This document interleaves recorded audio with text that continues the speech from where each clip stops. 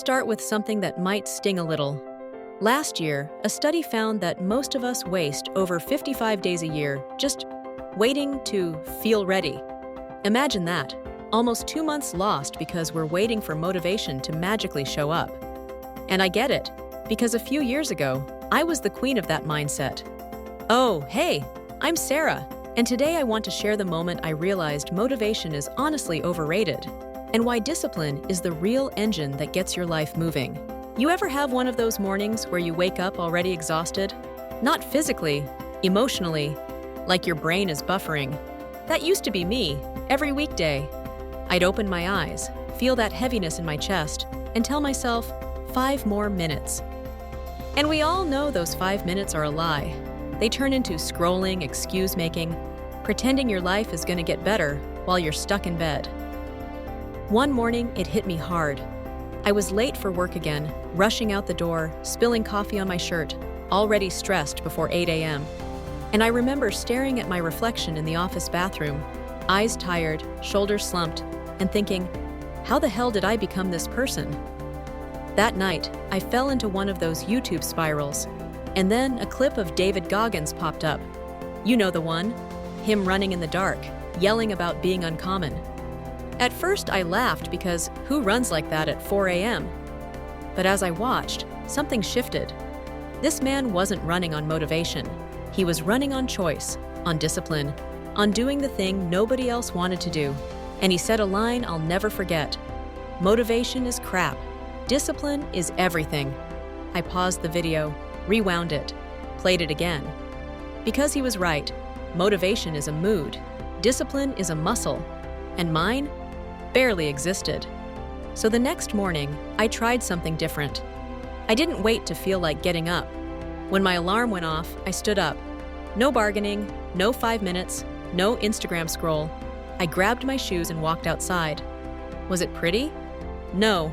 I looked like a toddler learning to walk. My legs were stiff, my hair was chaos, and I was 100% sure the neighbors thought I was running from a crime scene, but I did it.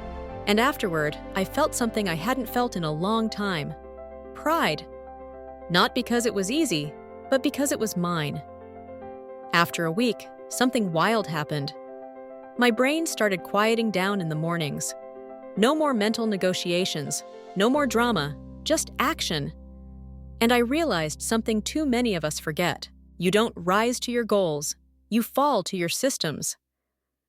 Let me tell you the real turning point. It was raining, cold, miserable.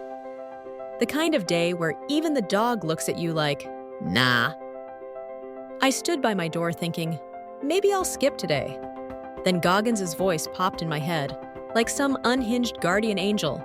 Stay hard! I groaned, rolled my eyes, and stepped outside anyway.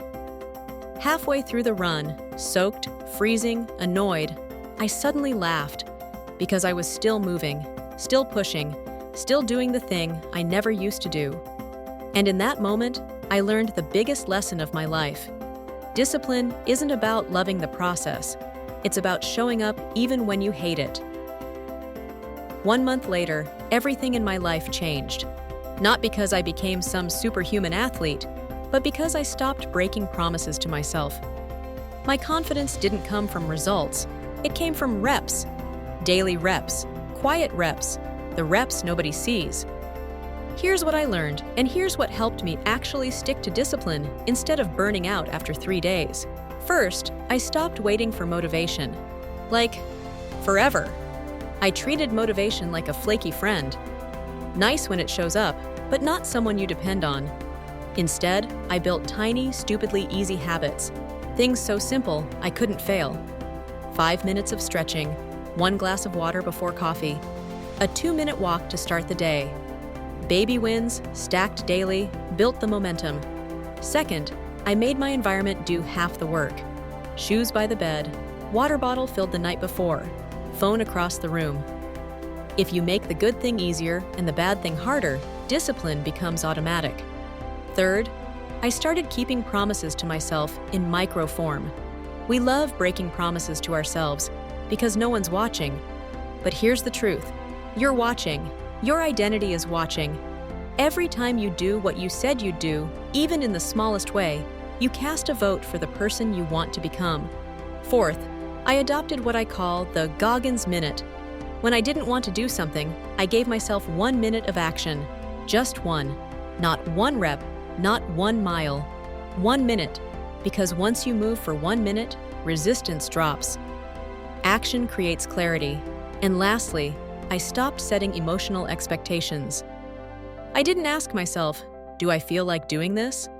I asked, is this who I said I want to be? That question rewired my life. Looking back, discipline didn't just get me in shape. It got me out of my own way. I became better at work. My relationships improved. My stress dropped. Because when you choose discipline, you choose stability. You choose self-respect. You choose a life where you're steering, not drifting. Let me recap what actually works, because I want you to walk away with something real.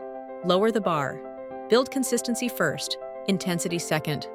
Design your environment so the right choice wins by default. Keep tiny promises to yourself. They become your identity blueprint. Use the 1-minute rule to break resistance. Stop basing your life on motivation. That's emotional gambling. When I think about who I was before, tired, unfocused, anxious, I don't judge her. I just realize she didn't understand her own power yet. But now I know this. Discipline isn't punishment. It's self-respect in motion. If you're listening to this while procrastinating, while sitting in your car, while lying in bed, convincing yourself you'll start tomorrow, this is your sign. Not from the universe, from your future self. The version of you that's tired of being tired. The version of you that's starving for momentum. Get up, get moving, get it done. And hey, if you want a companion on your discipline journey, Atomic Habits completely changed how I approach systems. I'll drop the link, but only click it if you're ready to level up for real. Thanks for hanging out with me today. If this hit you, even a little, hit like, subscribe, and tell me in the comments what discipline goal you're starting this week. I'll be cheering for you. Let's build this life together.